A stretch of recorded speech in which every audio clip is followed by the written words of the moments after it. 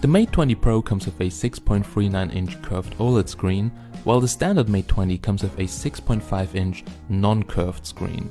The screens are looking very good.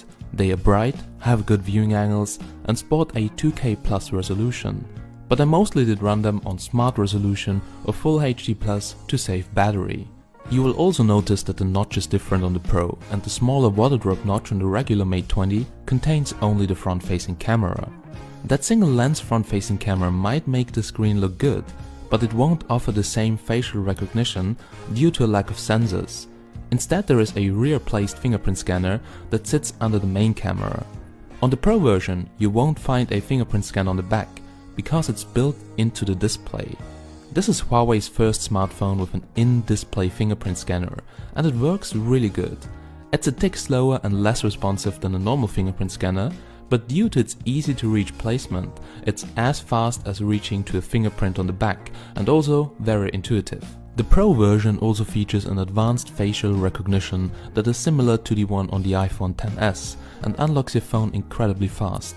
Due to the AI chipset and the front-facing camera and sensors, it's also possible to use AR emojis, and this time even with the tongue working, and you can pick between various animojis or emojis and also record them. For me that's more a gimmick feature, but it's really fun to use. The Mate 20 Pro feels really good in the hand with its curved body, but I'm not a big fan of curved screens.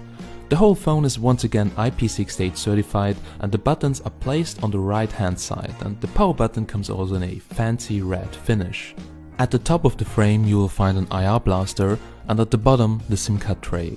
It packs 2 nano SIM card slots, and one of them can also be used for Huawei's nano SD cards. Due to the curved body, there is also no place for a speaker and headphone jack. The speaker is integrated in the Type-C port, and to use standard headphones you will have to use the included Type-C adapter, which then blocks your main speaker. But to compensate that, the phone uses the earpiece to simulate stereo speakers. But the earpiece is not that loud as the main speaker. Here's a quick speaker test.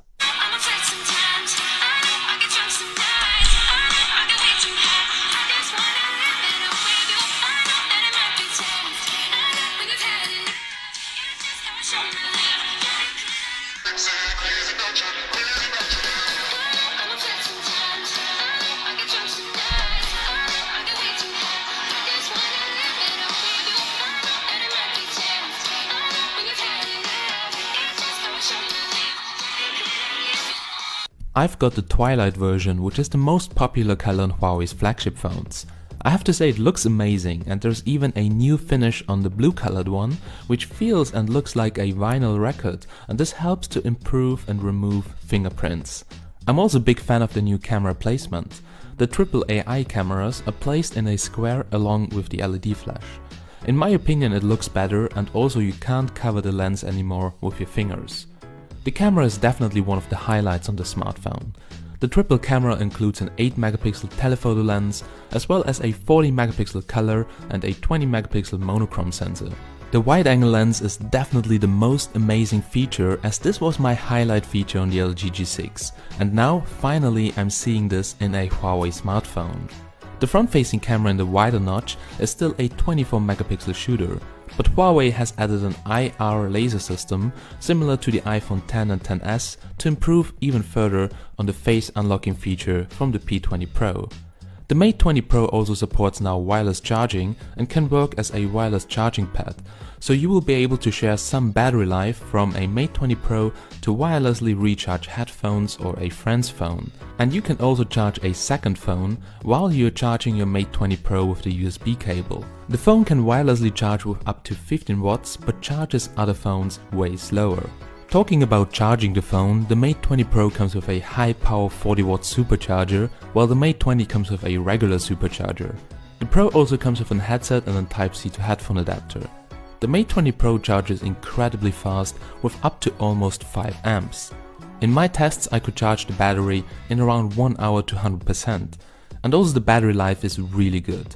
I got around 6 hours of screen on time with my use, which includes dual SIM usage, multi-accounting, many apps and multitasking, GPS and much more. So this is a very good value for my usage. Regular users should get around 1.5 to 2 days of battery life. The phone runs Android 9 with EMUI 9 on top. EMUI 9 has been made even simpler and easier to navigate. EMUI's gesture controls are similar to the systems we have seen on the iPhone X and phones from Vivo and Oppo. Sliding left and right on the screen moves forward and back when browsing. The edge of the screen is also quite useful and can also be used for zooming in the camera app and more, and is fully integrated into EMUI 9. It's also now easier and faster to switch the styles, the themes, hide the notch and adjust the icons. All in all, EMUI 9 is a great launcher on top of Android 9. And if you don't like the lack of buttons on the bottom, you can easily switch them on in the settings. Some other of my favorite features include the built-in screen recording and wireless projection with desktop mode. That gives you the ability to use a desktop version of EMUI in any Miracast-enabled wireless display or screen, and it works really smooth, but you will feel a small delay when you're using the phone as a touchpad.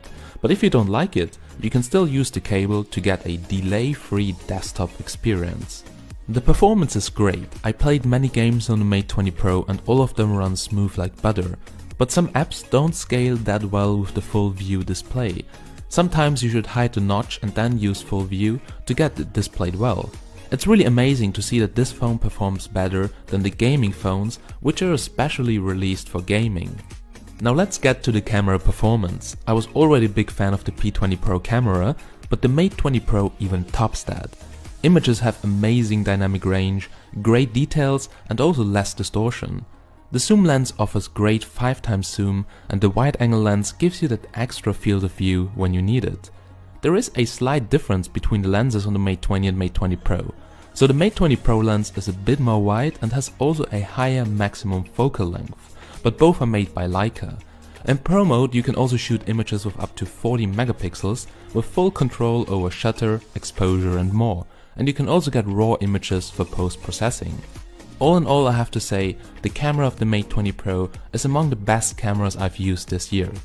Video quality has also been improved with better 4K stabilization and HDR recording, but HDR recording only works in 1080p maximum. Now codecs can be H.265 for better efficiency or H.264 for compatibility in editing. Portraits are looking good for a phone and the edge recognition is doing a good job.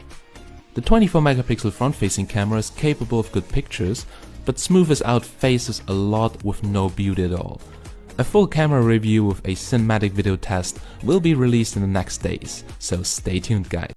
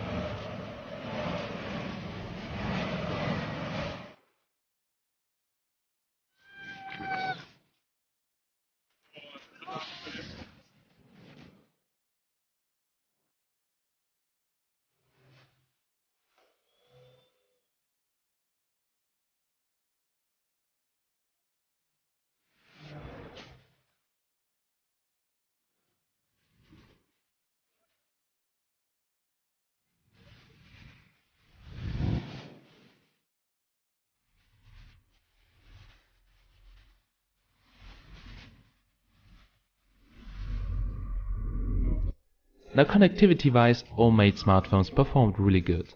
The signal quality was okay and the speeds are very good. I got the full speeds with my router, also GPS was good, it got on fixed indoor and no problem for navigation outdoors. The call quality was good as well and the earpiece is loud enough for my taste. So all in all guys, the Mate 20 Pro was the phone from Huawei I was waiting for, and is definitely a worthy upgrade from my P20 Pro. Alright guys, so big thanks for watching until this point, and now I want to give you my very honest and unscripted personal opinion about the Mate 20 Pro and Mate 20. So well, first of all, one of the most important things for me is the battery. So while I'm a very chaotic person, I forget to charge all my devices, and sometimes this really saves my day. So first of all, the battery gives you around 6 hours of screen on time if you have the same use pattern as me. So I'm a very heavy Android user. I use the camera a lot, GPS mostly turned on, dual SIM, screen brightness 50, 60, 70%, something like that. I get 6 hours of screen on time, which is fantastic for the first software, but I'm pretty sure they can get more out of it. It's the first 7nm chipset, and the battery is huge, and the Mate 10 Pro had a bit better battery performance from the beginning. So it's really hard to compare right now, but I think with some software updates we can even get a better battery performance. But right now it's fantastic, 6 hours of screen on time with my use. That gets me through the day. And the next important thing is fast charging. You have seen that it charges with up to 5 amps. So when I forget to charge my device, I maybe have some juice left, but also in the morning I can quickly charge it for 30 minutes and then I can use it almost the whole day. So this is really great and saves my day as a very chaotic person. Now the next thing which is important for me is the camera.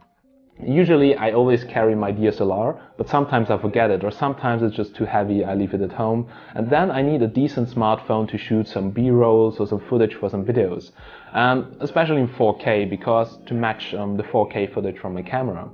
Now 4K on the P20 Pro was not that amazing, but on the Mate 20 Pro it has improved, so more detailed, smoother, and I really like how they improved video now on the Mate 20 Pro.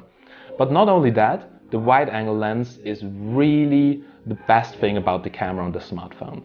So back in the days, I bought the LG G6, and the only reason why I bought the LG G6 was the wide-angle lens. It was not a super high-end smartphone, but I love wide-angle lenses just to get the drama effect, to get everything on the picture. Mostly, if you want to capture something, you have to move like 100 steps back to really get it, and then it doesn't look that dramatic anymore. But with the wide-angle lens you can get some really cool shots, and this is something I really love in the Mate 20 Pro.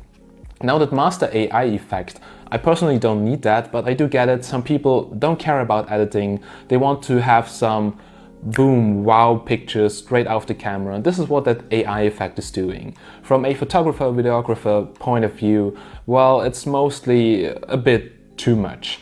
But still you can deactivate that, you have the full control. In Pro mode you can shoot raw pictures, and these are all some real pro photographer features inside of a smartphone, so this is really cool. The third thing which is important for me is the performance, and you've seen the Antutu benchmarks, it's #1. It's 7nm, so also quite power efficient, and this thing is fast. I can open up many apps at the same time, I can switch between them without a problem, no lags, no stuttering, no overheating, very important, no throttling. So the chipset, I didn't expect it, because the chipset last year it was okay, but not that good. But right now they are really leading the industry.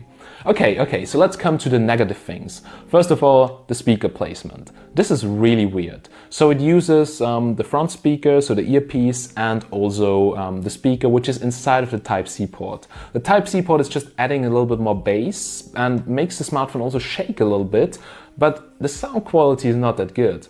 But usually I have Bluetooth headphones or Bluetooth speakers, so I don't care too much about the internal sound quality. The next thing is the curved design. I had the Note 8 as my daily driver. I'm not a big fan of curved designs because it looks a bit weird when reading something. Sometimes I touch it and I do some things which I don't want. So, well, on the Mate 20 Pro it's actually good, but still I don't like the curved design. I like the design on the Mate 20 actually more than on the Mate 20 Pro. Also the notch, I think it looks a little bit better on the Mate 20 than on the Mate 20 Pro, but this is really just my personal opinion. And last but not least, the price. So well, 1,000 euros. This is really a real high price. So I do get it, it's a super high-end phone, in-display fingerprint, which I think is also pretty cool. And it gets you so many things like wireless reverse charging, which is not really important for me, but you do get a lot of stuff for you.